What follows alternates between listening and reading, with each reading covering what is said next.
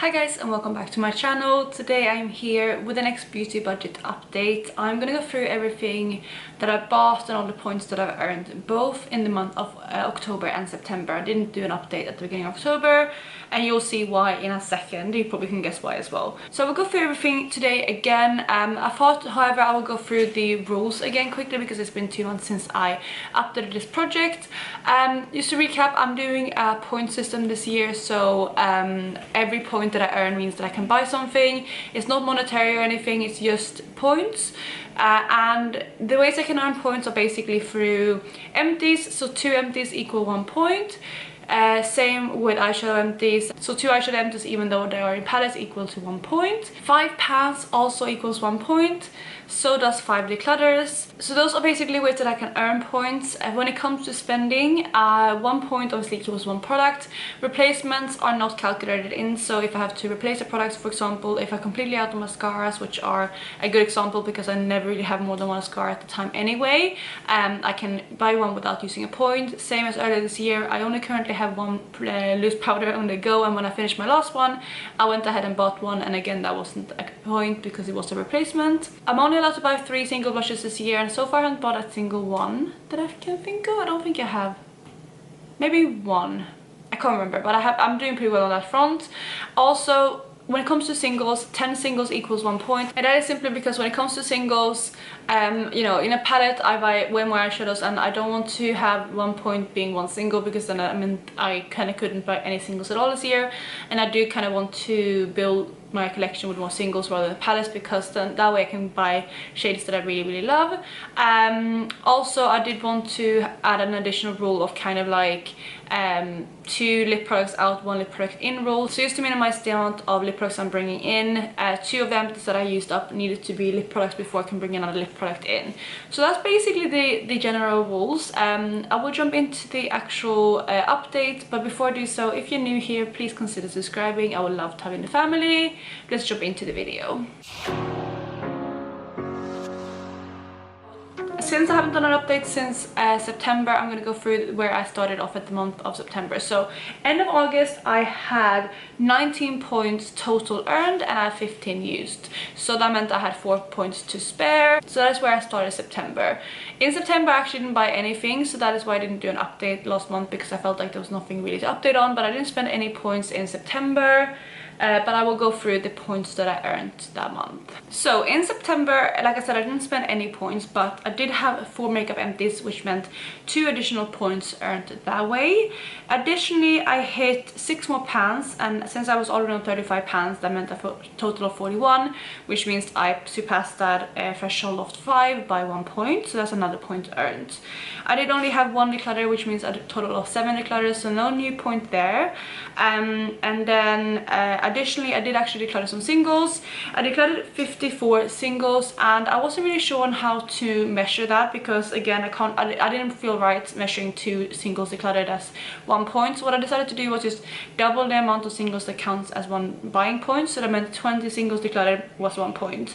And by that logic, I got 2 points from that because 54 is not quite 60, so only 2 points. So I'm considering trying to declutter 6 more singles so that I can get to the 3 point threshold, but maybe I'll do that if I get low on points at the end of the year. But yeah, currently I earned 2 more points that way. Additionally, I had 1 more eyeshadow empty for a total of 7, so again not quite there for the threshold. So in total in September I earned 5 additional points, which meant that I had a total of 24 points earned in the year and still 15 spent, so I had a limit of 9 points left.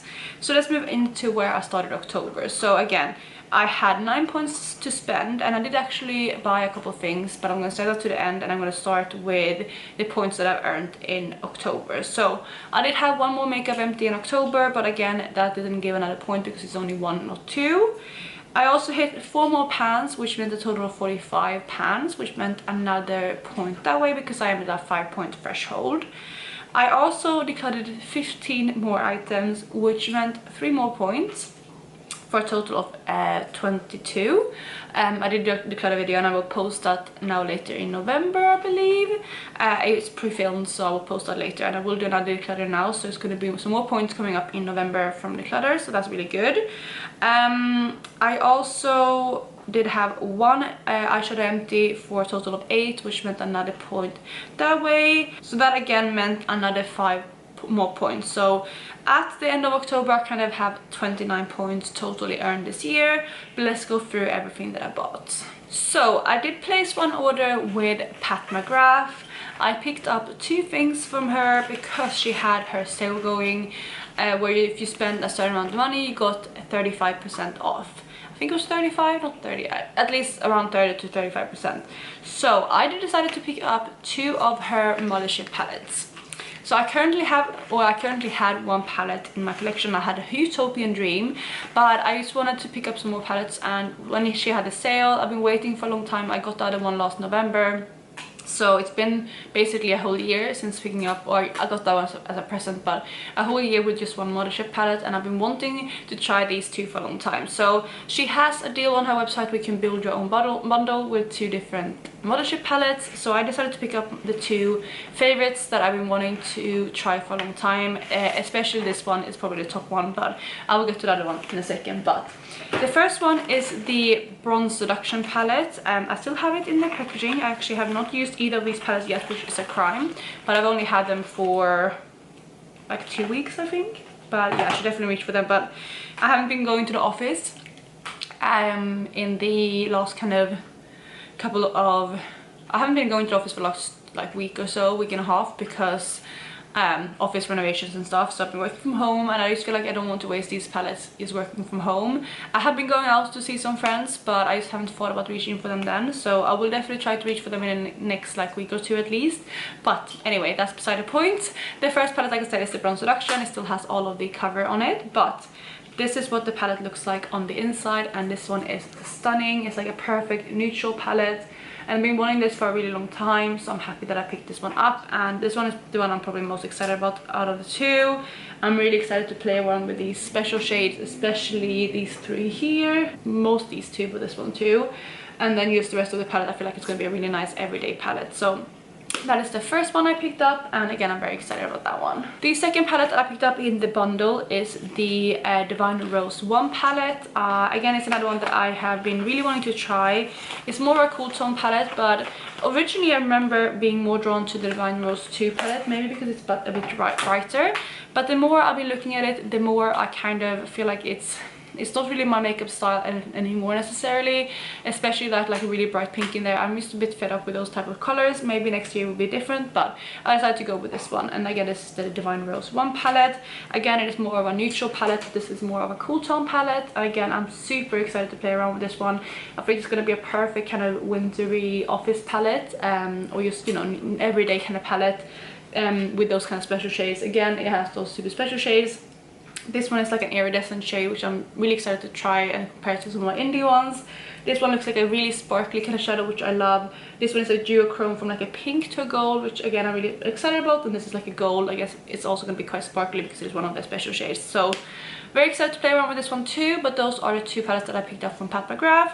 And since it's 2 palettes, that meant 2 points spent in that order. The second order that I made in October, I actually made on the last day of the month, and that is an order from Pastel Roses. They had a flash sale for Halloween just on the 31st, so I decided to pick up a couple shades. There was a couple shades from the Halloween release that I wanted, so that's mainly why I picked up the order. However, one of the shades that I wanted really bad, one of my top picks, was out of stock. However, it went back on stock, so I've actually placed an order just for that one eyeshadow today, so that will be in my November update, so I'll share that then. But I'll share with you the items that I picked up this time around. I'll start with the more boring thing, which is something that I wanted for a long time, and it's not boring to me, but I think it will be boring for you guys to see, and that is their glitter primer. I decided to pick this one up because I heard this is really good, and the only glitter primer that I had tried before was the Too Faced one, and it's pretty good, but I just wanted something different. I feel like a lot of things crease with that primer as well, and again I've heard really good things about the Pastel Roses one, so I wanted to pick that one up, and it was on like 15% sale, I think. I initially ended up picking up the one with the silicone applicator, because this one was only a couple of pounds more, and I thought this would be good to apply kind of glitter eyeshadows with, or shimmer eyeshadows. I've been wanting to try one of those for forever, so I thought I might pick it up. But since I don't count applicators into my budget, this is an additional point, so it's just 1 point for the glitter glue. But yeah, I'm excited to play around with this one.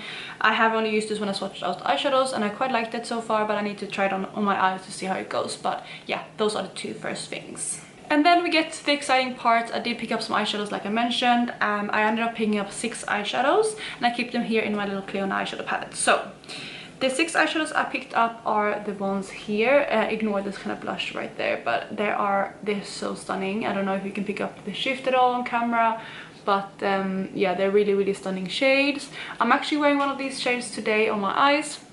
I'm actually wearing this shade here, which goes from like a pink to a blue. It's really stunning. It is like the shimmer that I'm wearing. It's basically the main shimmer that I'm wearing on like my whole lid, in my inner corner, and also like a bit under my eyes, but I'm loving it.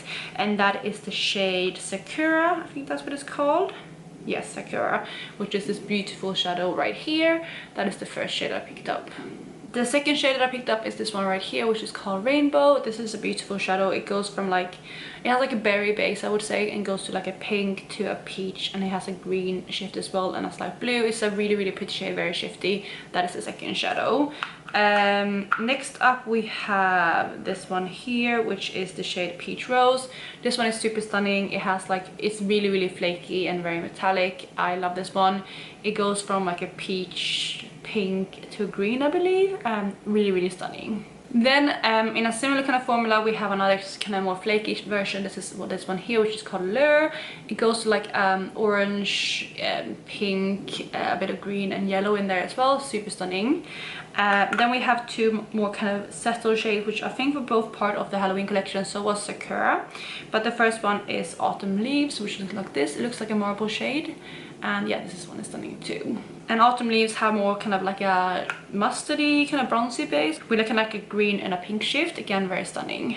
And then the last shade I have is Pumpkin. Pumpkin again has more of a neutral base, kind of like a brown bronzy base, and it goes into like a bluish kind of shift. Again, very stunning and more of a neutral shade. And I did go ahead and swatch them out, and now actually Pumpkin has a bit of a purpley base as well. Like they're really shifty, like looking at them. So these are the shadows. They're really stunning swatched out. I'm actually got another light just because I got it from work actually, but I thought I would show you the shifts better, and I think that's working pretty well.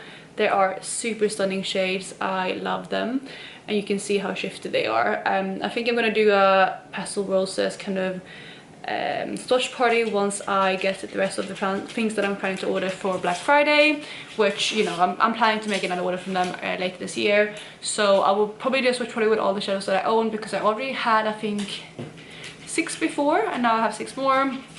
And then again, I ordered 1 more already today, and I'm planning to order some more, so I have quite a few shades. But I did pick up those shades as well, and those were 6 eyeshadows, so it's still within the 1 point range for singles. And as you might recall, I had 101 singles purchased earlier, which meant technically 11 points, but I decided to put it at 10 points at the time, because I didn't want to encourage myself to buy more eyeshadows, because I had that 9 shadow allowance left.